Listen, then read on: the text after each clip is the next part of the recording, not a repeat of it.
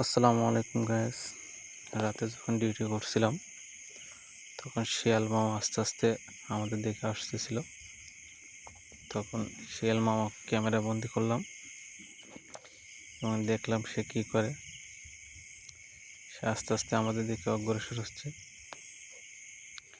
কিন্তু সে যখন আমাদের উপস্থিতি টের পেয়ে গেল তখন সে আস্তে আস্তে লুকানোর চেষ্টা করছে।